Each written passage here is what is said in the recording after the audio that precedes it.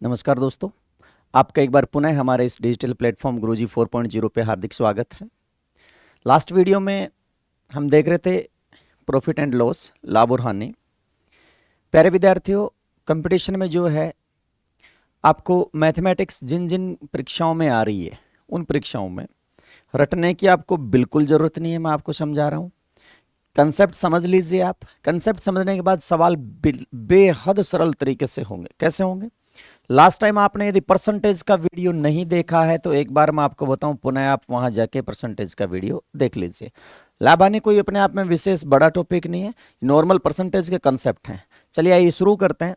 Last video में मैंने आपको बताया था पहला कि लाभ हानि का प्रतिशत ज्ञात करना, कि लाभ हानि का प्रतिशत ज्ञात करना, कि लाभ हानि का परसेंट कैसे ज्ञात करेंगे। तो प्रतिशत किसी भी चीज का ज्ञात करें तो कोई भी स्टेटमेंट जो है उस स्टेटमेंट का एक अपने आप में एक बेस होता है। तो बेस जैसे कोई आदमी के 5 रुपए खो गए, अब कितना परसेंट उसको नुकसान हुआ? 5 रुपए कितने? 20 में से खोए, 2000 में से खोए। तो किसी भी चीज का एक क्या होगा? बेस होगा। तो लाभ हानि का परसेंटेज ज्ञात करने के लिए सबसे पहले आपको चेकआउट करना है कि वहां लाभ या हानि कितना रुपए हुआ है, और बटे में आपको लगना है लागत मूल्य, क्योंकि लाभ हानि का जो बेस है वो होगा लागत मूल्य। चलिए आइए फटाफट सवालों को देखते हैं कि एक दुकानदार 600 रुपए में एक रेडियो खरीदता है और 720 रुपए में बेच देता है। 600 रुपए में माल खरीदा और 720 में बेच दिया। देखिए, कम रुपए में खरीद के ज्यादा रुपए में बेचा जा रहा है, तो सीधी सी बात है, सबसे पहले तो हो गया लाभ। अब लाभ कितना हुआ? लाभ हानि क्या है? दोनों मूल्यों का जो अंतर है, लागत मूल्य और विक्रय मूल्य का अंतर ही आपका लाभ हानि कहलाएगा।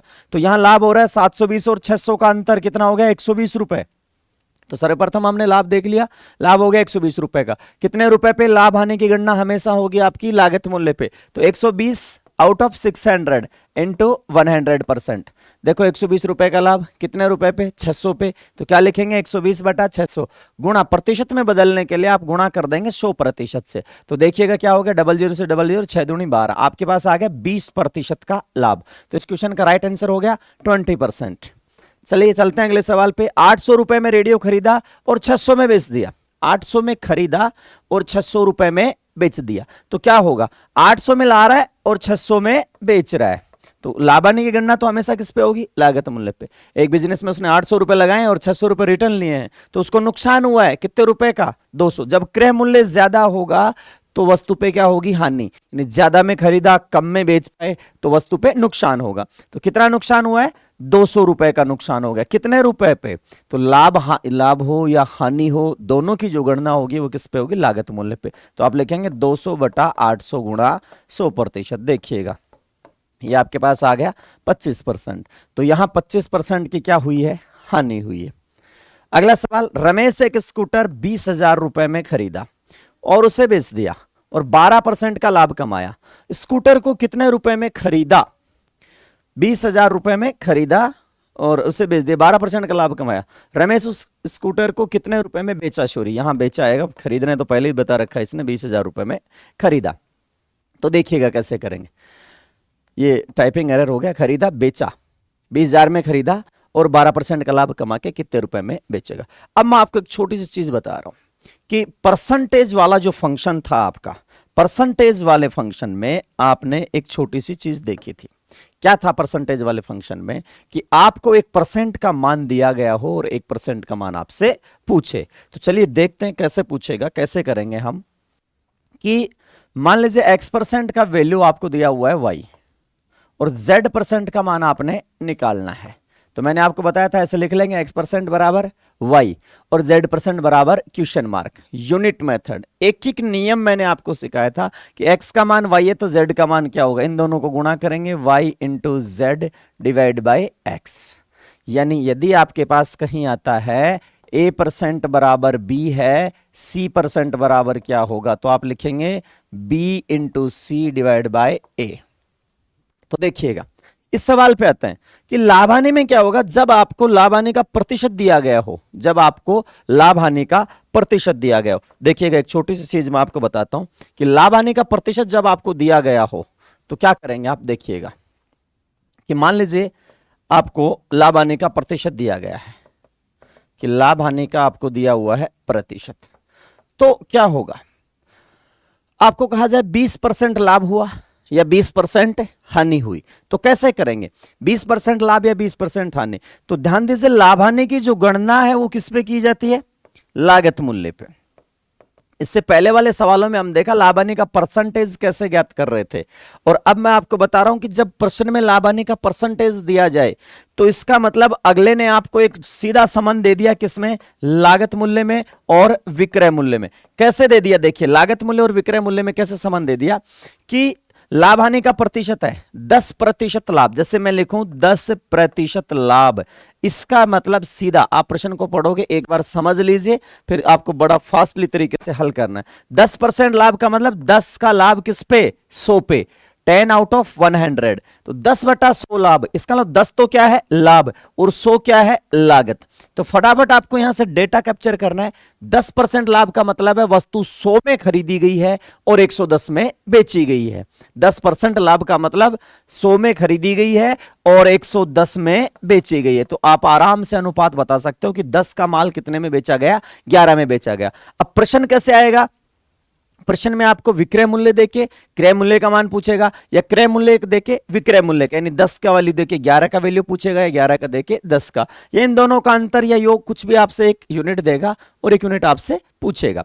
मान लीजिए, अब आप मुजबानी बताइएगा, मान लीजिए 25% हानि किसी वस्तु पे होती है। एक वस्तु है जिसपे 25% का नुकसान होता है। इसका मतलब वस्तु 100 रुपए में खरीदी गई है और 25% यानी 100 रुपए पे 25 रुपए का नुकसान लेके 75 रुपए में बेची गई है। तो लागत मूल्य हो गया 100 और विक्रय मूल्य हो गया 75।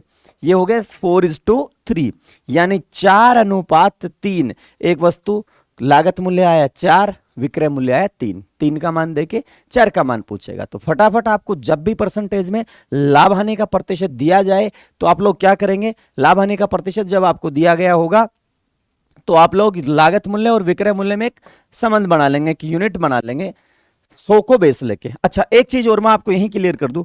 मान लीजिए परसेंटेज आपका इस प्रकार आता है कि 16 and 2/3% लाभ हुआ, 16 से ही 2/3% का लाभ हुआ। तो इसको कैसे पढ़ेंगे? अब 100 पे नहीं करना। जब भी मैंने आपको परसेंटेज वाले कंसेप्ट में बताया था कि इस प्रकार का भिन्न में प्रतिशत आए तो आपको क्या करना है? सबसे पहले इसको कन्वर्ट इनटू सिंपल फ्रैक्शन।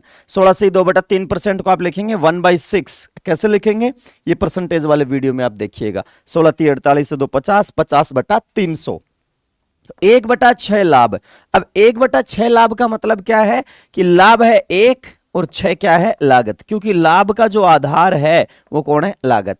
अब यहां डेटा कैसे बनेगा? यहां डेटा बनेगा, लागत है आपकी 6 तो विक्रय मूल्य है आपका 7। उम्मीद है आपको यह चीज समझ आई होगी कि मतलब जब आपको प्रश्न में लाभ हानि का प्रतिशत दिया जाए तो आप लोग क्या करेंगे? यूनिट बना लेंगे, किसकी? लागत मूल्य और विक्रय मूल्य में संबंध की। उससे क्या होगा? 1 यूनिट का मान आपको दिया जाएगा और 1 यूनिट का मान आपसे पूछा जाएगा। तो यूनिटरी मेथड में आपको वापस बता दूं कि कैसे होगा यूनिटरी मेथड। देखिएगा, जैसे परसेंटेज में आपने देखा था कि मान लीजिए x% का मान p है, x% का मान p है, तो y% का मान क्या होगा? y% का मान क्या होगा? एक संख्या का x% p है, उस संख्या का y% क्या होगा? या x चॉकलेट p रुपए की आती है तो y चॉकलेट कितने रुपए की आएगी? तो जब आप पहले कैलकुलेशन करें, नॉर्मली कैलकुलेशन चूंकि इसलिए इस प्रकार करते थे, तो आप यूं लिखेंगे x% बराबर p है तो 1% बराबर हो गया p/x, और y% चाहिए तो इंटू y। अब बार बार आप 1% का वैल्यू ना निकालें, सीधा यहां आ रहा है कि p into Y divide by X, p into Y divide by X. तो देखिएगा p into Y divide by X क्या हुआ है? पी वाई से मल्टीप्लाई हो गया, पी वाई से मल्टीप्लाई हो गया, और किससे डिवाइड आ गया? ये लो, ये दोनों आपस में क्या हो गए? मल्टीप्लाई हो गए, और x भाग में आ गया। तो क्या देखिए आप कि जब भी इस प्रकार होता है, क्यों? समानुपात से होता है, यानी इन दोनों में जो अनुपात रहेगा वही अनुपात यहां रहेगा।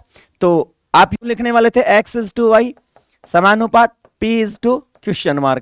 अब क्या होगा? yp से गुणा होगा, ये लो।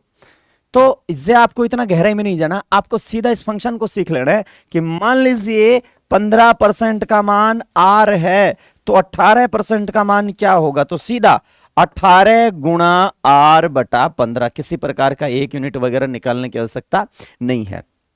तो उम्मीद है आप लोग इस कैलकुलेशन को सीख पाए होंगे।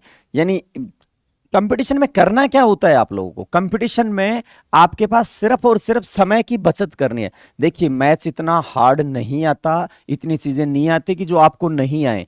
अमूमन जो बच्चा तैयारी करता है उन सबको नॉर्मली मैथमेटिक्स के जो सवाल है वो घर आने के बाद आराम से हो जाते हैं। समस्या क्या रहती है, समस्या ये रहती है कि उस दिए गए समय में वो सवाल हल नहीं हो पाते। तो देखिएगा, हम सवाल नंबर 3 पे थे कि रमेश ने एक स्कूटर 20,000 में खरीदा और उसे बेच दिया, 12% का लाभ कमाया। रमेश ने उस स्कूटर को कितने रुपए में बेचा, इसे आपको बताना है कि रमेश ने उस स्कूटर को कितने रुपए में बेचा। अब देखिएगा यहां दे रखा है 12% का लाभ, 12% का लाभ। अब 12% लाभ देखते आपके दिमाग में आएगा कि लागत मूल्य अनुपात विक्रय मूल्य, लागत मूल्य अनुपात विक्रय मूल्य। आपको यह नहीं निकालना कि लाभ पहले 12% का मान निकालें फिर आप उसको ऐड करें, नहीं, इतना टाइम हमारे पास नहीं है। 12% लाभ का मतलब है 100 रुपए का आर्टिकल 112 में बेचेंगे। 12% लाभ यानी 100 रुपए पे 12 रुपए कमाए तो कितने में बिकेगा, 112 में।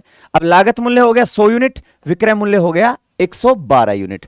अब आपसे 100 का मान देके 112, यदि प्रश्न में लागत मूल्य दिया है इसका मतलब 100 का मान दिया है, प्रश्न में विक्रय मूल्य दिया है मतलब 112 का मान दिया है। किसी प्रकार का सूत्र याद रखने की जरूरत नहीं है कि लागत 100 प्लस लाभ बटा 100, ऐसा कुछ भी नहीं याद रखना आपने। सीधी याद रखो 12% लाभ 112, 12% हानि 100 में से 12 गया 88, समझ रहे हो। तो सीधा क्या करना है, परसेंटेज साबित आता है 100 पे जोड़ दीजिए, 100 से घटा दीजिए, लाभ है जोड़ दीजिए, हानि है घटा दीजिए।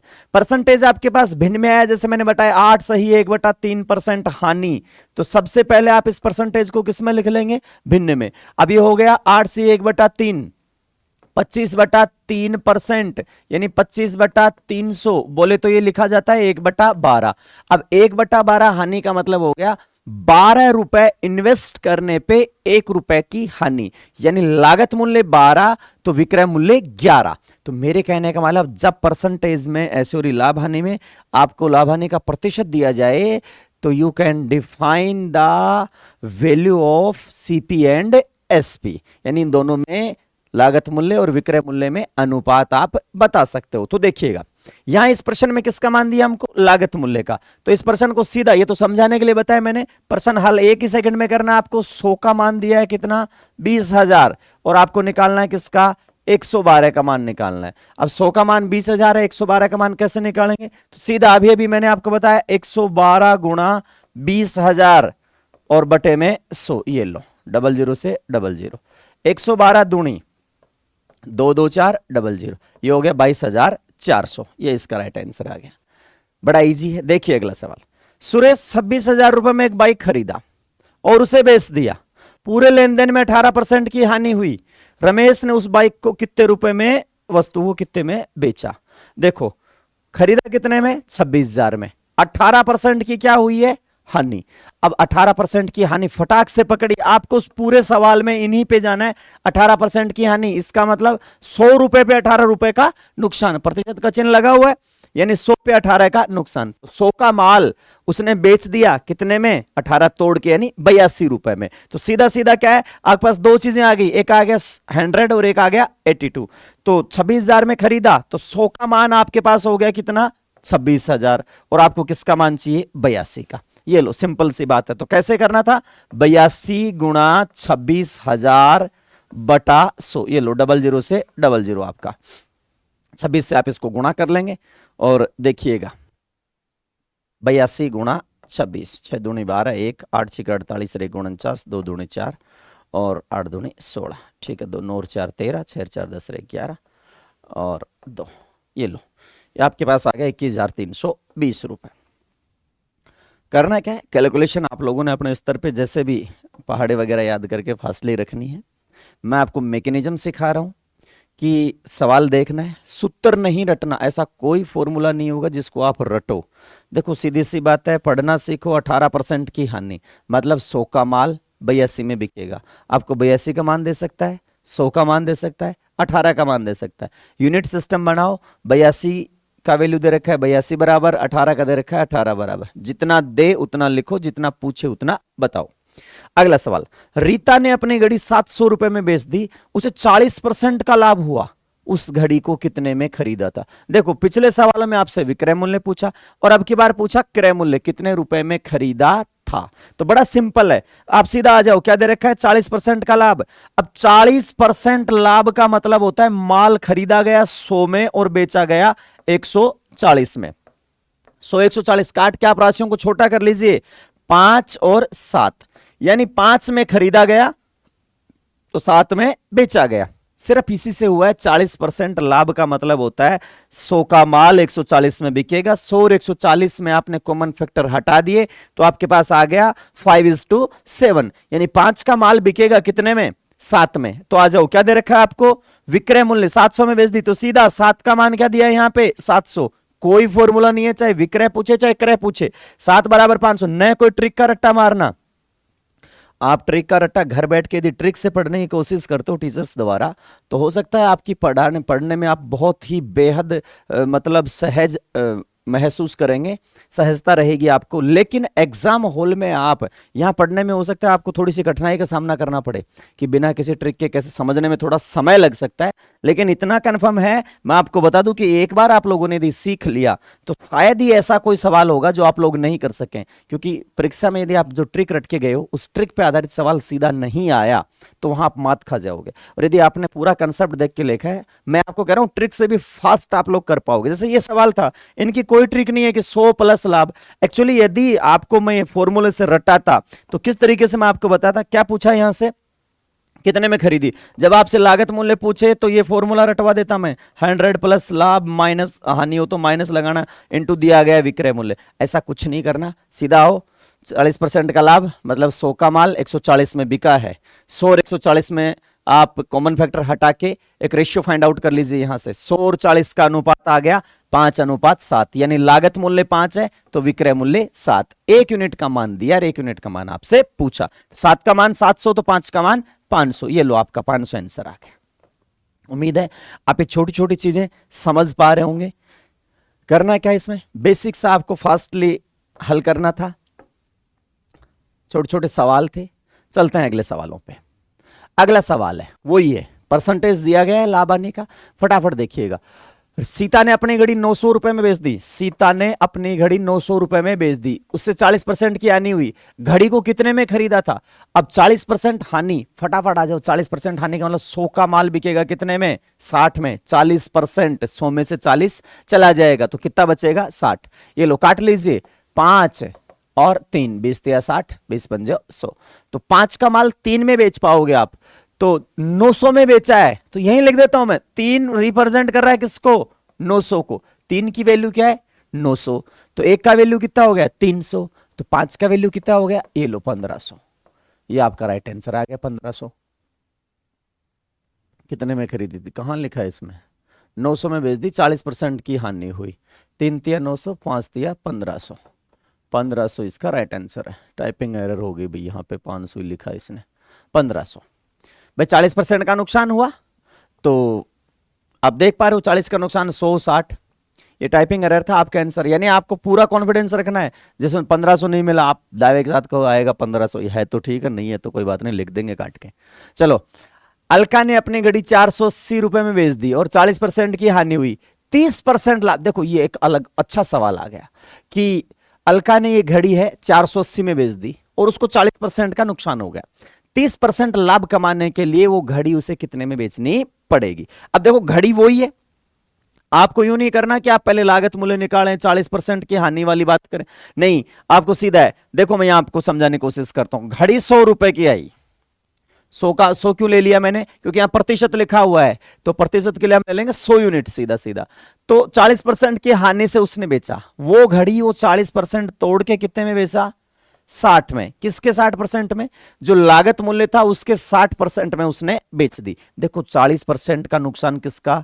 लागत मूल्य का। लाभ हानि की गणना आपने हमेशा किस पे करनी है? लागत मूल्य पे। जब लागत मूल्य पे लाभ हानि की गणना करनी है तो जैसे 40% लाभ कमाया तो लागत का 140% में आपने बेचा। अब ये कह रहा है 40% हानि उठाई, तो लागत 40% टूट गई, यानी लागत के 60% में आप लोग उसको बेच पाए। तो ठीक है, देखिएगा 100 का माल था, कितने में बेचा, उसके लागत के 60% में। आगे कह रहा है कि 60% सॉरी 30% लाभ कमाने के लिए, तो इसी पे जो वस्तु का मूल्य तो वही है, घड़ी तो वही है, 30% लाभ कमाने के लिए, यानी अब उसको 30% बढ़ा दीजिए, तो कितने में बेचोगे, 130 में। ये लाभ हानि के कंसेप्ट के दवा अलग से मैं आपको नॉर्मल प्रतिशत के फंक्शन से सिखाऊं। एक संख्या को उसका 30% 40% घटा दिया गया, एक संख्या को उसका 40% घटा दिया जाए तो 480 बन जाती है। एक संख्या में से उसका 40% घटा दिया जाए तो 480 बन जाती है। संख्या में मतलब उसका 30% जोड़ देने से, 40% घटाने की बजाय 30% जोड़ देने से कितना हो जाएगी, तो वही बात है, 40% घटाने को आप क्या पढ़ोगे 60%, 30% जोड़ने को क्या पढ़ोगे 130%। बड़ा सिंपल सा सवाल है, मैं वापस आपको याद दिला दूं, कोई ट्रिक नहीं है। 40% हानि का मतलब 60% में बेच रहे थे, और 30% लाभ, वैल्यू तो वही ना, क्योंकि लाभ हानि किसका होगा, लागत का। लागत निश्चित है, लागत थोड़ी बदली है आपकी, तो लागत वही है। तो इस प्रश्न को यदि आप ध्यान से पढ़ोगे तो इसमें इतना कुछ नहीं है, न कोई फंक्शन है, सीधा देखिएगा क्या करना है आपने कि 480 में बेच दी, 40 की हानि हुई, 40 की हानि का मतलब हो गया 60%, 60% रिप्रेजेंट कर रहा है किसको, 480 को। बात खत्म, ये तो हो गया दिया गया डेटा। प्रश्न में एक आंकड़ा देगा और एक आपसे पूछेगा, पूछा क्या है 30% लाभ कमाने के लिए। 30% लाभ का मतलब सीधा हमको चाहिए जो वेस्ट था, यानी जो कॉस्ट थी, जो लागत थी, उसका 130% चाहिए। ये लो सवाल बन गया, ध्यान से देखिए क्या सवाल था और कैसे बना दिया। 60 का मान है, 480, 130 काट दीजिए यहीं पे, 8 6 48, ये लो 13 गुणा 8, 8 3 24, 8 1 8 और 2 10, 13 104, 1040 आपके पास वैल्यू आ गया। देखिए अगला सवाल, उम्मीद है आप लोग खुद कर लेंगे ऐसे सवालों को। 960 में घड़ी बेच दी, 20% का लाभ हुआ 60 कमाने के लिए, तो सीधा 20 का लाभ हुआ 120, 120 का मान क्या है 960। क्या पूछा आपसे 60% लाभ कमाने के लिए किसका वैल्यू चाहिए 160 का, ये लो। आप चाहो तो इसको यहीं से काट सकते हो, 12 × 96, ठीक है। आगे इसमें अनु ने 520 में बेच दी, 30 का लाभ हुआ, यदि वह घड़ी बेचती है 45 की हानि होती है तो विक्रय मूल्य क्या है। अब की बार क्या है 30 का लाभ हुआ 520 में, तो 130% की वैल्यू क्या है 520। क्या पूछा 45 की हानि, 45 की हानि का मतलब कितने में बेचेगी 55% में, ये लो ये बन गया आपके पास। अगला, मीनू ने अपनी घड़ी 540 में बेच दी, 40% की हानि हुई, घड़ी बेचती है 15% की हानि होती है, तो नया विक्रय मूल्य क्या है 40 की हानि का मतलब क्या हो गया 60%, 60% का मान क्या है 540, और घड़ी बेचती है 15% की हानि, 15% का मतलब क्या हो गया 85%।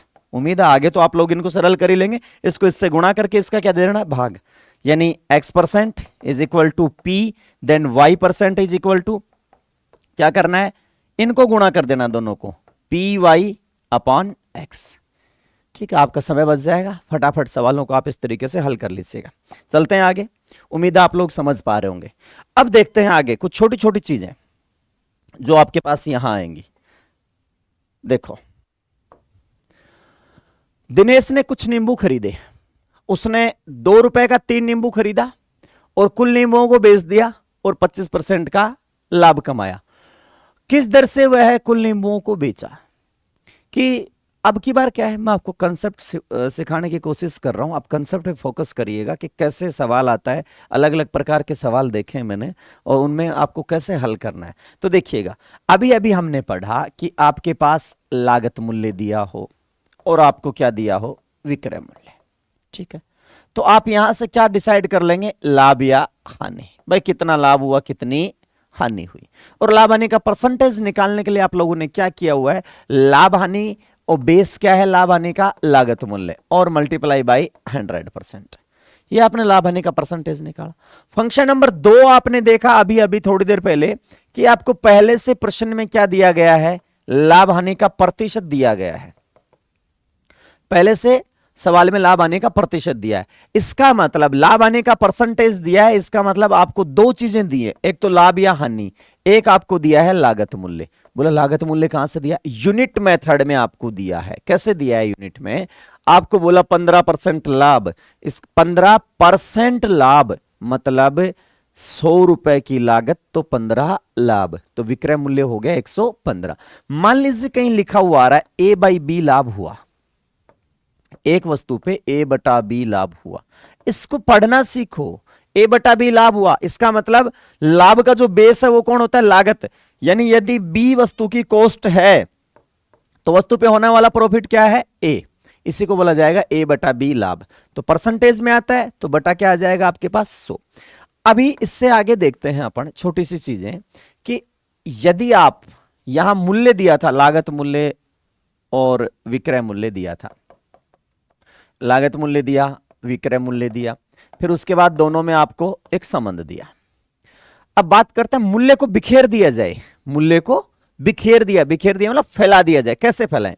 देखो आपको ऐसे कहे कि भाई 2 रुपए की एक चॉकलेट है, 2 रुपए की एक चॉकलेट, तो चॉकलेट का जो मूल्य है वो कितना है? 2 रुपया। ठीक है, नॉर्मली बात है कि 2 रुपए की एक चॉकलेट आ रही है। अगला आपको यूं कह दे कि 20 रुपए की 10 चॉकलेट आ रही है, 20 रुपए की 10 चॉकलेट, बात तो वही है, 20 रुपए की 10 आ रही है या 2 रुपए की एक। तो जब ऐसा आया कि 2 रुपए लागत मूल्य है तो हमने लागत के बराबर 2 रख दिया, 2 रुपए विक्रय मूल्य है तो विक्रय के बराबर 2 रख दिया। अब की बार क्या हुआ? मूल्य को फैला दिया। अब मूल्य को किसमें फैलाएगा? मूल्य को फैलाएगा रुपए और मात्रा, क्वांटिटी में, रुपए और मात्रा में।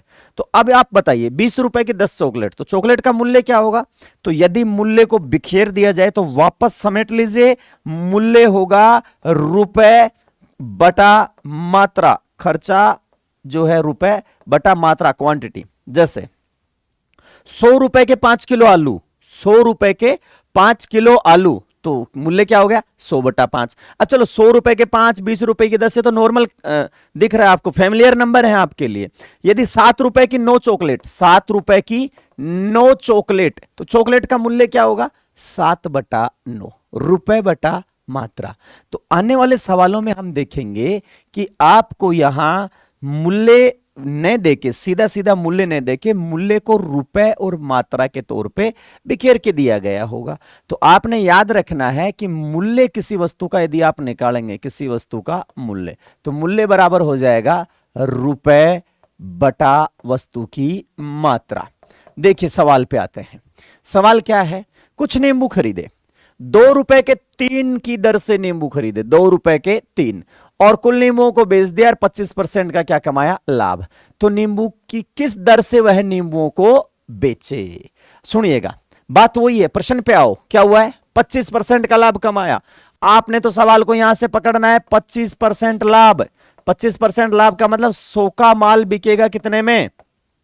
125 में। 100 का माल 125 में, तो कुछ नहीं करना, ने इनकी बराबर कोई लघुत्तम लेना, कुछ और करना नहीं, जो नॉर्मली प्रोसेस चल रहा था चलने दो। 25% लाभ यानी 4 का माल कितने में बेचेगा? 5 में। ये लो, 4 का माल 5 में। तो the relation between CP and SP is equal to 4:5। अब 4:5 क्या हो गया? लागत मूल्य विक्रय मूल्य का अनुपात हो गया। तो आपको क्या दिया है प्रश्न में? 2 रुपए के 3 की दर से खरीदे। मैंने अभी अभी आपको बताया कि यदि परसेंटेज में लाभ हानि आपको दे रखा हो कि इतना % लाभ या इतना % हानि, तो आपने लागत मूल्य और विक्रय मूल्य में संबंध बना लिया। अब इनमें से एक का मान देगा और एक का मान आपसे पूछेगा। अब प्रश्न में किसका मान दिया? लागत मूल्य का, यानी 4 का वैल्यू दिया है और 5 का वैल्यू आपसे पूछा है। पिछले सवाल तक क्या था कि 4 का मान था 600 रुपए की वस्तु खरीदी, 800 की खरीदी, 1200 की खरीदी।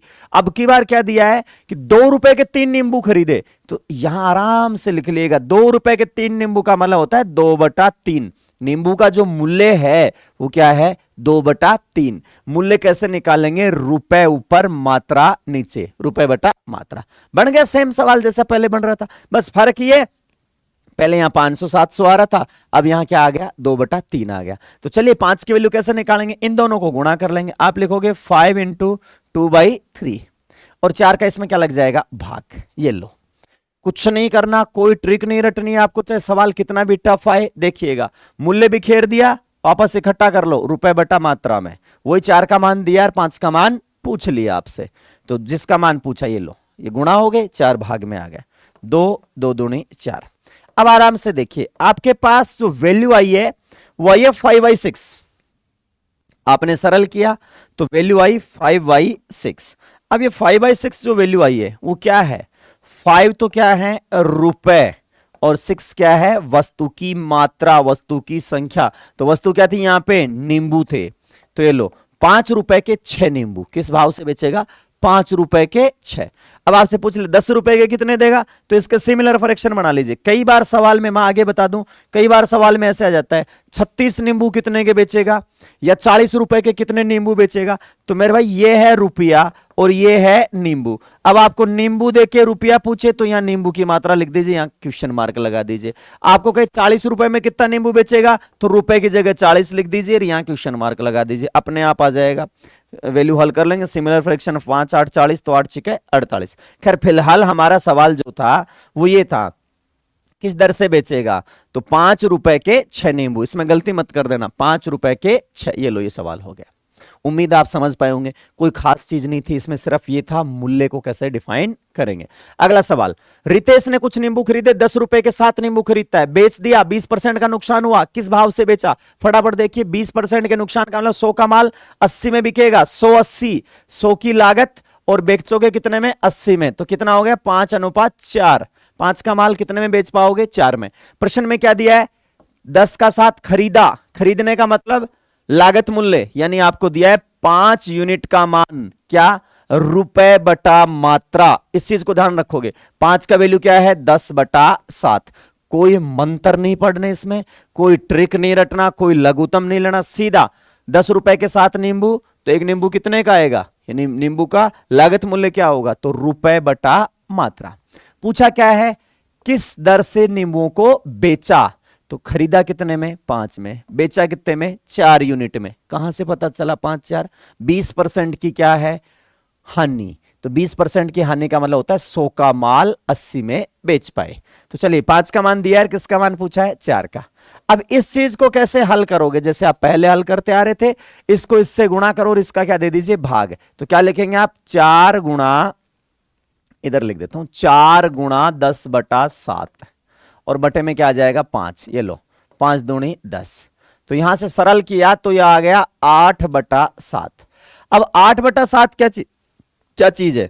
8/7 है, 8 क्या है? ऊपर क्या आएगा? रुपए, और नीचे क्या आएगा? मात्रा। मात्रा क्या थी यहां? क्या चीज था? नींबू। तो 8 रुपए के 7, 8 रुपए के 7 किस दर से बेचेगा? देखो, 10 के साथ खरीदे, 10/7, 10/7 गुणा 4/5, 5 दूनी 10, 8/7। तो 8/7 ऑप्शन में है ही नहीं, तो आप क्या लिख देंगे? नन। 8/7, 8 रुपए की 7 नींबू। उम्मीद आप लोग समझ पा रहे होंगे इसको।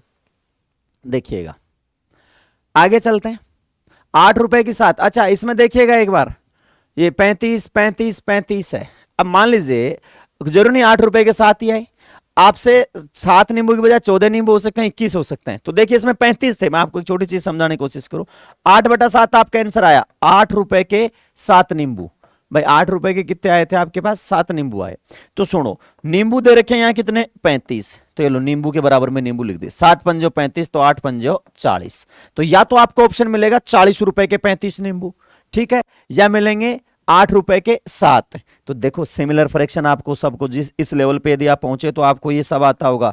ये सिमिलर फ्रैक्शन बनाना, 8 तिया 24, 7 तिया 21, 8 चौक 32, 7 चौक 28, 8 पंजो 40, 7 पंजो 35। तो ये सब कोई सा भी आंसर आपका हो सकता है। 8 रुपए के 7 नींबू, 16 रुपए के 14 नींबू, 24 रुपए के 21 नींबू, 35 नींबू कितने के? 40 रुपए के। तो फिलहाल इनमें से कोई सा भी ऑप्शन नहीं था, तो आपका आंसर आ गया नन। आगे चलते हैं। राजेश ने कुछ नींबू खरीदे, सभी नींबुओं को बेच दिया, 7 रुपए का 8 नींबू बेचा और 40% लाभ कमाया। अब बड़ा अच्छा सा सवाल आ गया कि 50% लाभ कमाने के लिए कैसे? देखो, खरीदने का भी नहीं पता आपको, क्या भाव खरीदा, कुछ नहीं करना, बड़ा सिंपल है। देखते जाइएगा क्या करना है आपने, कि राजेश ने कुछ नींबू खरीदे, सभी नींबुओं को बेच दिया और 7 रुपए के 8 नींबू बेचे और 40% लाभ कमाया। अभी हमने 5-10 सवाल ऐसे कर लिए हैं, तो आप शायद इस स्थिति में होंगे कि सवाल देख के बता देंगे। 40% लाभ का मतलब होता है 100 का माल लाना और 140 में बेच देना।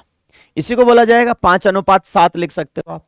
खैर छोड़ो एक बार कि कुछ नींबू खरीदे सभी को बेच दिया, 7 का 8 नींबू बेचा तो 40% लाभ कमाया, मतलब 140% की वैल्यू दे रखी है 7/8। 7/8 कैसे? रुपए बटा मात्रा। 7/8 उस क्षण का विक्रय मूल्य है जिस समय आपको 40% का क्या हुआ है लाभ। 7/8 क्या है? विक्रय मूल्य, बेचने की दर। तो लागत मूल्य होता तो हम लिख देते 100 का मान दिया, हमको 100 का मान तो दिया ही नहीं है, हमको तो क्या दिया? 7 रुपए के 8 बेचने से आपको कितना 40% का लाभ हुआ है, तो 140 का मान दिया है 7/8। अब आइए प्रश्न में पूछा क्या है। अब तक के सवाल में आपसे पूछा था विक्रय मूल्य देके लागत मूल्य, लागत मूल्य देके विक्रय मूल्य। अब आपसे पूछा है 50% का लाभ कमाने के लिए बेचने की दर क्या है। तो बड़ा सिंपल है, 50% लाभ कमाने के लिए बेचने की दर क्या रहेगी? 50% लाभ कमाना, 140 का मान दिया है, मतलब कितने में बेचोगे? 150 में। ये लो, इतना ही सवाल लिखना है। 140 का मान दिया, 150 का मान आपसे पूछा, तो कैसे निकाल लेंगे? 150 गुणा, इसको इससे गुणा करेंगे 7/8 और बटे में 140। ये लो, 0 से 0, 7 दूनी 14, नहीं कट रहा, तो ये आ गया 15/16। अब इसको पढ़ना सीखो। 15/16, यदि मूल्य बिखेर के आपके पास आता है तो रुपए ऊपर मात्रा नीचे, तो 15 रुपए के 16 नींबू, तो आपका आंसर आ गया। देखो 16 की 15 भी है, 15 की 16 भी है, तो ऊपर 15 है तो ऊपर लिखा जाएगा रुपए, नीचे लिखा जाएगा मात्रा, दोनों ही ऑप्शन है सवाल में। तो 15 रुपए की 16 नींबू, 15 रुपए की 16, नहीं कि 16 रुपए की 15। ध्यान दीजिए, इसमें ऑप्शन ये भी दे रखा है, तो आपका राइट आंसर रहेगा ये वाला। उम्मीद है आप लोग इन चीजों को समझ पाए होंगे। जितेंद्र ने कुछ नींबू खरीदे, सभी नींबू को बेच दिया, 10 के 11 बेचे तो 30 की हानि हुई। 30 की हानि का मतलब सीधा क्या? 70। 70 का मान क्या है? 10/11। सिंपल, इतना फास्ट करना आपको परीक्षा में, इससे भी फास्ट कि 10 के 11 नींबू बेचे तो 10/11 बेचे, विक्रय मूल्य कब का? 30 की हानि का। 30 की हानि क्या होगी? 70। 70 का मान क्या है? 10/11। 40 लाभ कमाने के लिए क्या चाहिए? 140 का मान चाहिए। ठीक है, अब बार बार सवाल हल करोगे आप, सीधा इसको इससे काट भी सकते हो। 70 दूनी 140, ये लो, खत्म कहानी। 70 दूनी 140, यानी 1 का मान दिया, 2 का मान पूछे, तो इसका जस्ट डबल करेंगे तो डबल क्या हो जाएगा? 20/11। तो 20/11 क्या हो गया? या फिर आप क्या लिखेंगे? 140 गुणा 10/11 भाग 70। आपको मैं प्रोसेस समझा रहा हूं, करना कैसे, आपको जो तरीका बेस्ट लगे। और मैं तो ये कहूंगा आप इन चीजों को अपने मन से हल करना सीख जाएं, अपने खुद की एक शैली बना लें, फटाफट रट के नहीं। किसी भी चीज को फॉलो करना बड़ा खतरनाक होता है। आप रटे नहीं इन चीजों को, फॉलोअर ना बने, आप सिर्फ और सिर्फ अपने मन से सीखें। हाँ, आपको सीखने में सहायता उपलब्ध कहीं से भी मिल सकती है, सहायता लीजिए, लेकिन मैथमेटिक्स को अपने तरीके से हल करना सीख लीजिएगा। जब तक आपको खुद को कॉन्सेप्ट क्लियर नहीं होगा आप मैथ्स नहीं कर पाएंगे। तो देखिएगा 70 का मान था, 140 का मान था, बार बार करेंगे। 70 दूनी ऐसे कर लो, चाहे इसको इससे गुणा करके इसका भाग दे लीजिए, या 1 यूनिट निकाल के 140 यूनिट का मान निकाल लीजिए। तो आपके पास आ गया 20/11। 20/11 का मतलब हो गया 20 रुपए के 11 नींबू। ऊपर वाली राशि क्या रहेगी? रुपया, नीचे वाली क्या रहेगी? मात्रा। आगे चलते हैं। केशव ने कुछ नींबू खरीदे, सभी नींबू को बेच दिया, 10 के 11 बेचे तो 30 की हानि हुई। 20 की हानि, 30% की हानि होती है। यदि 20% की हानि होती है तो बेचने की दर क्या है? 30 की हानि, यानी 70 का मान क्या दिया उसने? 10/11। 20 की हानि होती है तो बेचने की दर यदि 80, तो क्या दर रहेगी? देखिए क्या लिखेंगे आप, वही काट लीजिए, 8 गुणा 10/11 बटा 7। जो कटता है काट लीजिए, कुछ नहीं कट रहा है यहां पे। तो आपके पास कितना आ गया? 80/77, यानी 80 रुपए के 77 नींबू। ये लो, ये आपका राइट आंसर हो गया। उम्मीद है ये नींबू वगैरह इस प्रकार के जो सवाल हैं आप लोगों को समझ आए होंगे। चलते हैं अगले सवालों में। नॉर्मल से सवाल है, उम्मीद है आप लोग कर लेंगे। दीपक ने कुछ नींबू 7 का 5 खरीदा और सभी नींबुओं को बेच दिया। सवाल है 3 रुपए में 2 बेचे तो लेन देन में परसेंट क्या है? अब देखिएगा आराम से क्या करना है आपको। ये अलग आ गया पिछले वाले से। पिछले वाले सवाल में क्या था, आपको वो दे रखा था कि इतना परसेंट लाभ हुआ, इतना परसेंट हानि। अब एक छोटा सा कंसेप्ट मैं आपको सिखाता हूं, फटाफट देखिएगा। कुछ नींबू खरीदे, 7 के 5 खरीदे, नींबू को बेच दिया, 3 के 2 में बेचे तो लेन देन में क्या है? अब जैसे मान लीजिए आपको ऐसे कहा गया 10 रुपए का माल 12 रुपए में बेचा, तो आप सीधा कह देंगे 2 रुपए का क्या हो गया लाभ? किस पे हो गया? 10 पे। तो आप सीधा लिख देंगे 2/10। आपको कहा गया भिन्न दे दे 7 रुपए के 5, तो लागत मूल्य देखिएगा, लागत मूल्य है 7/5 रुपए बटा मात्रा। विक्रय मूल्य क्या है इनका, तो विक्रय मूल्य देखिए क्या है, विक्रय मूल्य 3/2, तो विक्रय मूल्य आ गया जी 3/2 रुपए बटा मात्रा। अब जैसे आप 10 और 12 समझ रहे थे कि 10 में लाए 12 में बेचे तो क्या होगा, सेम टू सेम इतना ही सरल है आपका कि 7/5 और 3/2। तो बड़ा अच्छे से समझिएगा, हर जगह काम में आएगा। जब भी मैथमेटिक्स में आपको दो भिन्नों का तुलना करनी हो तो आप हमेशा इनके लघुत्तम लेने की बजाय आप इनके रिप्रेजेंटेटिव वैल्यू देख लें। आपको करना क्या है, इनमें से कौन सा बड़ा है, कितना बड़ा है और उसका परसेंटेज फाइंड आउट करना, यही तो काम है यहाँ पे। तो यदि आपको 7/5 और 3/5 समझ नहीं आ रहा तो इनके प्रतिनिधि मान ले लीजिए। प्रतिनिधि मान कैसे लेंगे, देखो आप लघुत्तम लेंगे, नॉर्मली मैं एक बार समझाने के लिए बता दूं, लघुत्तम लेंगे, यहां आएगा 5/2, एलसीएम ले लिया आपने इसका। अब 5 डिवाइड हो गया, 5 खत्म हो गया, 2 बचा, तो यहां आपके पास आया 7/2 और यहां आपके पास 2 खत्म हो गया तो ये आया 3/5। ठीक है, 5/2 दोनों जगह कॉमन है, तो तरीके से आप क्या लिखेंगे, 7/2 डिवाइड बाई 5/2, इधर 3/5 divide by 5/2, ratio find out करेंगे, ये खत्म हो जाएगा।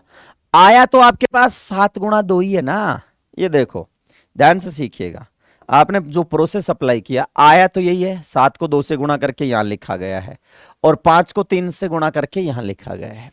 यानी ये न्यूमिरेटर अंश था, तो 7 के साथ जो गुणा हुआ वो 7 की तरफ लिखा गया, 3 के साथ जो गुणा हुआ वो 3 के साथ लिखा गया।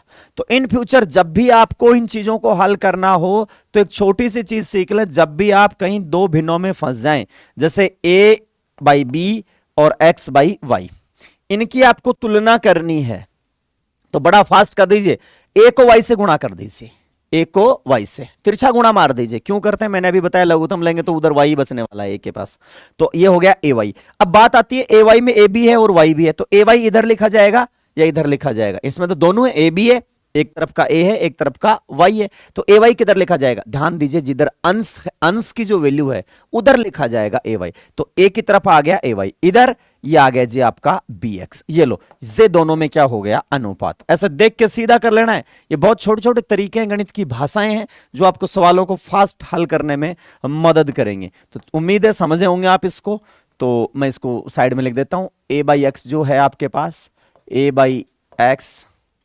a/b है और दूसरा x/y है, तो क्या करना है, इसको ay इज टू bx, यानी तिरछा गुणा कर देना और जो अंश वाली वैल्यू है वो लिख देना। आते हैं सवाल पे, 7 रुपए के 5 नींबू खरीदे और 3 के 2, तो लागत क्या है 7/5, विक्रय क्या है 3/2। कैसे लिखना है, पिछले सवाल में मैं समझा चुका, रुपए बटा मात्रा। आइए फटाफट देखते हैं इसके प्रतिनिधि मान, 7 दूनी 14, 5 दिया 15। ये लो कितना सरल बन गया कि 14 यदि इसका कॉस्ट है, 14 रुपए लागत है, तो आर्टिकल का विक्रय क्या है 5। आपको नहीं मानना कि इतने नींबू थे, बराबर करना, लघुत्तम कुछ नहीं करना, सीधा इनका रिप्रेजेंटेटिव वैल्यू प्रतिनिधि मान उठाओ, ये 14 हो गया, ये 15 हो गया। इसका मतलब आर्टिकल 14 रुपए में खरीद के 15 रुपए में बेचा गया है, तो क्या हुआ है 14 में खरीद के 15 में बेचा गया, तो लाभ होगा कितने का, 1 का, किस पे 14 पे, तो 1/14 इंटू ये लो, ये हो गया 50/7, 7 सही 1/7%। ये लो, इसमें है नहीं है, ये लो 7 and 1/7%, आपका आंसर आ गया। अगला सवाल, 9 का 7 खरीदा, 13 का 11 बेचा। ये लो लागत मूल्य सी कॉस्ट, इधर लिखता हूं 9/7, 13/11, 11 9 99 और 13 संते 91, 99 का माल 91 में बेच दिया, तो क्या हो गया यहां से नुकसान, कितने का 8 रुपए का नुकसान, कितने पे 99 के। ये लो 8/99 गुणा 100%, एग्जैक्ट तो कट ही नहीं रहा, लगभग इसके बराबर, लगभग 8% के बराबर इसकी वैल्यू आएगी, 800/99। ये लो 800/99, ठीक है। अगला, ये भी क्या हो गया, एक व्यक्ति 100 टॉफी 1 रुपए की 10 तथा 200 टॉफी 1 रुपए की 5 की दर से खरीदता है। अब ध्यान से देखिएगा, अब तक इतना ही था, इतने लाए, एक ही प्रकार का माल था, अलग अलग प्रकार का, और वह सभी टॉफियों को मिला देता है और 1 रुपए की 4 की दर से बेच देता है, तो उसका प्रतिशत लाभ क्या है, इसको ध्यान से समझिएगा। अलग अलग प्रकार के आर्टिकल आ रहे हैं, उनको मिला दिया गया है, तो क्या होगा देखिएगा। 100 टॉफी खरीद रहा है, लागत देखो और आराम से ऐसे सवालों को हल कर लो जैसा आप समाज को सवाल को जैसा पकड़ पाए। समाज को तो तब आप पकड़ेंगे जब आप बहुत अच्छी पोस्ट पे जाएंगे, तब आपकी सामाजिक प्रतिष्ठा बढ़ेगी। अपने हम जिस समाज में सर्वाइव कर रहे होते हैं उसमें सिर्फ और सिर्फ आपको बहुत अच्छे से पता है कि सरकारी नौकरी को बहुत ज़्यादा तवज्जो दिया जाता है, और यही एक रीज़न है कि बच्चे सरकारी नौकरी के पीछे पागल हैं। बाकी ऐसा कुछ नहीं है कि मतलब जिसमें स्किल है वो बंदा सरकारी नौकरी से बहुत कहीं आगे आता है। स्किल डेवलपमेंट बहुत बड़ी चीज़ है, लेकिन हम जिस समाज में सर्वाइव करते हैं उसमें खैर आप बहुत अच्छे से समझते हैं। टाइम वेस्ट नहीं करूंगा मैं आपका इन बातों पे। सवाल पे आते हैं अपन कि जैसे भी आप इस सवाल को पकड़ लें, जहां से हल करना है जिस प्रकार दिमाग में आ जाए, क्योंकि कंसेप्ट आपके क्लियर रहेंगे। कंसेप्ट क्लियर रहेंगे तो सवाल आपको अलग अलग तरीकों से आपके सामने पानी की तरह साफ रहेगा। अब वो कब रहेगा, मैथ्स आपको इजी कब लगने लगेगा, जब आपके पास पूरा जो कंसेप्ट है मैथमेटिक्स का, मैथमेटिक्स की जो भाषाएं हैं, कैलकुलेशन है, संकेत हैं, जो चीजें हैं, चिन्ह, ये सब आपको बड़े अच्छे से आने लग जाएंगे। यानी पहले आप धैर्य रखिए, आराम से जीरो से पढ़िए। और मैं इस बैच में, जहां ये जो कोर्स चल रहा है आपका, इस बैच में शुरू से बिल्कुल जीरो से मैं आपको पढ़ा रहा हूं। तो ये उन बच्चों के लिए है जो शुरुआत से मैथमेटिक्स सीखना चाह रहे हैं, और जो बच्चे मैथ्स में एक्सपर्ट हैं उनके लिए मैं और उनकी स्पीड बढ़ाने के तरीके लेके आऊंगा अलग वीडियो में। तो जो बच्चे एक्सपर्ट हैं, पहले से मैथमेटिक्स उनकी ठीक ठाक है, तो उनको उनकी स्पीड और एक्यूरेसी बढ़ाने में मदद करूंगा नए वीडियो की सहायता से। तो फिलहाल चलिए सवाल पे देखते हैं। ये उन बच्चों के लिए है जो अभी गणित सीखना शुरू किए हैं, ठीक है, नॉर्मल छोटे मोटे कंपटीशन दे रहे हैं, उनको मैथमेटिक्स नहीं आता, स्टार्टिंग से सीखने की कोशिश कर रहे हैं।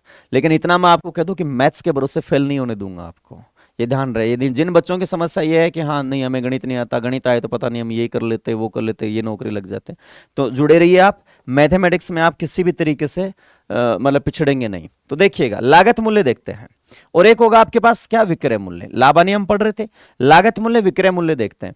तो लागत मूल्य क्या है, इसने दो प्रकार के आर्टिकल खरीदे। 100 टॉफी तो खरीदी है 1 रुपए की 10 के भाव, और 200 टॉफी खरीदी है इसने 1 रुपए की 5 के भाव। एक की जो 10 आती है वो तो खरीदी है 100, और जो एक की 5 आती है वो खरीदी है 200।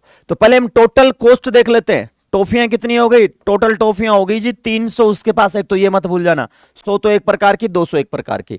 तो 1 रुपए की 10 टॉफी का भाव क्या हो गया, रुपए बटा मात्रा, 1/10 एक टॉफी का हो गया। कितनी टॉफी खरीदी, 100, और वैसे भी आपको सीधा पता है 10 रुपए की आ गई, तो 10 रुपए की तो हो गई जी ये टॉफी। यानी दो प्रकार के आर्टिकल है। पहले आर्टिकल में उसने 10 रुपया लगाया, दूसरा आर्टिकल है, दूसरे आर्टिकल का भाव है रुपए बटा मात्रा 1/5, और कितनी खरीदी 200, तो ये लो जी 40 रुपए की हो गई। तो टोटल कॉस्ट हो गई जी उसकी 50, टोटल कॉस्ट हो गई 50, और टॉफियां कितनी हो गई 300। अब आते हैं बेचने पे। 1 रुपए की 4 की दर से बेच देता है सबको मिला के, 1 की 4, तो 300 टॉफी बेच रहा है। बेचने का भाव क्या है, 1 रुपए की 4। 1 रुपए की 4 का मतलब क्या मूल्य होता है, रुपए बटा मात्रा 1/4, 1/4 गुणा 300, तो 300 टॉफी, 300 इसलिए गुणा 300 टॉफी हो गई थी उसके पास। तो टोटल टॉफियां बिकी कितने में, 75 में, और खरीदी कितने में थी, 50 में। तो 50 में टॉफी खरीदता है, 75 में टॉफियां बेच देता है। ध्यान से देखिए, उसने दो प्रकार से खरीदी है, 100 टॉफी एक भाव, 200 टॉफी एक भाव। तो 100 का भाव था 1 रुपए की 10, यानी 1/10, 1/10 कितने टॉफियों का, 100 का, तो कितना रुपया आ गया 10। 1 रुपए की 5, तो रुपए बटा मात्रा 1/5 गुणा 200, 40 रुपए की ये हो गई। टोटल टॉफियां होगी 50 की, नग हो गए उसके पास 300, बेच रहा है 1/4 के भाव से, यानी 50 का माल 75 में बेच दिया। तो 50 का माल जब 75 में बेच देगा तो क्या होगा, लाभ हो रहा है कितने का, 25 का। किस पे होगा, लाभ हमेशा लागत पे होगा, तो 25 किस पे, 50 पे। और बड़े सिंपल सिंपल से सवाल है ये, 25 दूनी 50 कितना परसेंट, 50% उसको क्या हो गया, लाभ। ये लो। अब अगला सवाल देखिए, एक वस्तु 832 रुपए में बेचने पे जो लाभ होता है उसी वस्तु को 40 में बेचने हानि के बराबर है। 50% लाभ के लिए वस्तु का विक्रय मूल्य क्या होना चाहिए। बड़ा अच्छा सा सवाल दे दिया आपको। देखते हैं कि ये जो सवाल है, देखो कई बच्चे इसको रटते हुए, मैं आपसे ये उम्मीद लगाए रखा हूं कि कृपया करके आप सवालों को रट्टे नहीं समझे। फिर भी यदि आपको लगता है कि किसी प्रकार से सवाल समझ नहीं आ रहा और है, कमेंट बॉक्स में आइए, आप बताइए, ठीक है। कि क्या किस प्रकार से हम और अच्छे से तरीके से सीखते हैं। मेरी कोशिश सिर्फ और सिर्फ उन विद्यार्थियों के लिए है जिन विद्यार्थियों के मन में यह है कि नहीं हम तो गणित नहीं कर सकते। अरे मैं कह रहा हूं आप बहुत अच्छे से हल कर सकते हो। एक बार सीखिए, पूरा मैथमेटिक्स शुरू से बहुत अच्छा विषय है, सबसे सरल विषय है। इतनी ज्यादा मेहनत आपको नहीं करनी पड़ेगी जितनी मेहनत आपको दूसरे विषयों में करनी पड़ती है। ये मेरा निजी प्रत्यक्ष अनुभव है। तो देखिएगा, सवाल था, अब आप देखो मैथ्स आपको कठिन क्यों लगा होगा, क्योंकि आपके पढ़ने के जो तौर तरीके हैं वो बेहद अलग रहे होंगे। आपने हर सवाल के लिए एक फॉर्मूला रटा होगा, फिर वो सवाल की थोड़ी भाषा बदली, वो सवाल आपको नहीं आया। इसका मतलब फिर आपने लगा कि नहीं ये तो बहुत कठिन है। मैं कह रहा हूं फॉर्मूला एक भी नहीं रटा रहा, मैं आपको सिंपल कंसेप्ट सिखा रहा हूं, और कंसेप्ट आपको एक बार आने लग गए तो पूरी मैथमेटिक्स दौड़ के आएगी। तो देखिएगा, 832 रुपए में बेचने से जो लाभ होता है 448 में बेचने से हुई हानि के बराबर है। 50% लाभ कमाने के लिए कितने में इसको बेचेंगे। अब इसका ट्रिक याद करते हैं बच्चे। ऐसा सवाल आए तो ऐसे करना है, नहीं, इसका मैकेनिज्म सीखो। देखो सवाल में क्या नंबर लाइन होती है हमारी। नंबर लाइन क्या कहती है कि आप इस पॉइंट पे खड़े हो, इससे इधर जाओगे तो वैल्यू क्या होगी, बढ़ेगी, और इस पॉइंट से इधर आओगे, पॉइंट को जीरो बोलते हैं हम, या कोई भी पॉइंट पे आप खड़े रह सकते हो। उस पॉइंट से यदि आप आगे जाओगे, आगे इधर दाईं तरफ जाओगे वैल्यू बढ़ जाएगी, बाईं तरफ आओगे वैल्यू घट जाएगी। तो आराम से देखिएगा कि मान लीजिए वस्तु का लागत मूल्य है, ये जो पॉइंट लिया हुआ है मैंने लागत मूल्य ले लिया, ध्यान से समझने की कोशिश करिएगा। ये पॉइंट लागत मूल्य लिया हुआ है, इससे यदि लाभ लेके बेचेंगे मतलब इससे ज्यादा रुपए में वस्तु बेची जाएगी, हानि में बेचेंगे वस्तु इसके पीछे बेची जाएगी, यानी इससे कम वैल्यू पे बेची जाएगी। तो 832 में बेचने से लाभ होता है, तो 832 मैंने यहां मार्क कर दिया, लाभ होता है, इसका मतलब इससे ज्यादा है। और ये जो अंतर है, ये अंतर क्या है, लाभ। लागत मूल्य से लाभ अधिक में बेचेंगे तो कितना रुपए मिला आपको, 832, या यहां 832 में बेचा, 832 लागत मूल्य से ज्यादा रहेगा क्योंकि 832 में बेचने से क्या हो रहा है, लाभ। 448 में बेचने से हानि, तो लागत मूल्य से कम में बेच पाओगे तो हानि होगी, तो हानि यानी 448 इधर ही है। और अब आराम से देखिए, फंक्शन भी बन गया, सूत्र भी बन गया, सारी चीजें अपने आप हो गई। क्या ये जो गैप था ये किसको इंडिकेट कर रहा था, हानि को। और लाभ और हानि दोनों आपस में क्या है, बराबर है। लाभ और हानि दोनों बराबर है, इसका मतलब देखिए यहां से ये डिस्टेंस इक्वल है, यानी ये मिड पॉइंट है। मिड पॉइंट का मतलब मध्य बिंदु है। और ये मध्य बिंदु कैसे फाइंड आउट किया जाएगा, ए और बी के बीच का मध्य बिंदु a plus B divide by 2। तो ये आप कैसे निकाल लेंगे, 448 प्लस 832 बटा 2। या फिर दूसरा तरीका, यहां से यहां का अंतराल देख लें आप, अंतराल देख लें 448 से 832 तक कितना अंतराल है, और फिर उस अंतराल को बराबर बराबर दो भागों में बांट लें, इधर से जोड़ दें इधर से घटा दें। वो कब काम में लेंगे हम आगे, जब लाभ हानि अलग बराबर नहीं हो, 5:6 है, ऐसे आगे सवाल आएंगे। तो देखिएगा फिलहाल तो ये मिड पॉइंट है, मध्य बिंदु है, तो आप सिर्फ ऐसे ही काम कर लें, दोनों राशियों को जोड़ के 2 का भाग दे दें। तो दोनों को जोड़ के 2 का भाग दोगे तो ये आपके पास हो जाएगा 8 और 2 10, 4 3 7 और 1 8, 8 4 12 1 13, 1380 बटा 2, ये 6 दूनी 12, बच गया 1 18, 690, ये लो 690 रुपए आपके पास आ गया। अच्छा 690 रुपए क्या आया है, 690 रुपए है वस्तु की लागत, और पूछा क्या है 50% लाभ कमाने के लिए विक्रय मूल्य क्या होना चाहिए। अब 50% लाभ कमाने का मतलब बस 100 का माल बेचोगे कितने में, 150 में। 100 का 150 मतलब 2 का माल कितने में बेचना है, 3 में। आपके पास लागत है कितनी, 690, तो 2 का वैल्यू क्या हो गया, 690, 3 का मान क्या होगा। या फिर 50% यानी इसका आधा इसमें जोड़ना है, इसका आधा इसमें जोड़ना है। खैर अपन बार बार तरीके नहीं बदलेंगे, तो आप सीधा लिख देंगे क्या, 690 गुणा 3 बटा 2, ये लो 2 तिया 6, 4 5, 345 तिये 5 तिये 15, 1 4 तिये 12, 1 13, 3 तिया 9 1 10, 1035 रुपए आपका इसका वैल्यू आ गया। ये क्या लिखा है यहां पे। अगला सवाल, किसी वस्तु को 900 रुपए में बेचने से जो लाभ होता है 600 में बेचने से हानि का दुगना है। 40% लाभ के लिए विक्रय मूल्य क्या हो। सेम टू सेम चित्र बना लीजिए, ये लो 900 में बेचने से जो लाभ होता है 600 में बेचने से हुई हानि के बराबर है। हानि 600, यहां से लगा देते हैं क्या, लागत। आराम से देखिएगा, और ये लो जी 900 ये क्या, 900 में बेचने से होने वाला लाभ, तो ये गैप तो आ गया जी लाभ, और ये आ गया जी हानि। सवाल को ध्यान से देखिएगा कैसे करना है। पिछले सवाल में क्या था, मध्य बिंदु था, तो दोनों को जोड़ के 2 का भाग दे दिया। अब इसमें क्या कहा आपको, जो लाभ है वो हानि का दुगना है।